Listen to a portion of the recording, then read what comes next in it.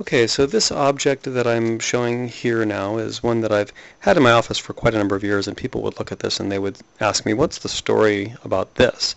Because it is an odd object.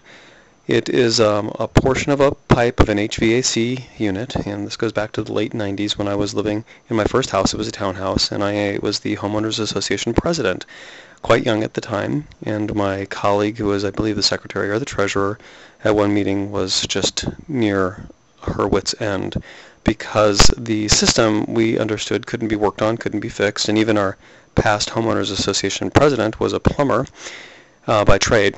And the system just seemed to be one that we were sort of stuck with. And it was probably about 20 or 30 years old, but it would constantly spring leaks. And so I said, I'll solve this problem. I'm going to look into it. And in fact, I was able to find a contractor to come in. We orchestrated it. It took quite a bit of work, but we were able to get in, get the system shut down at this critical moment.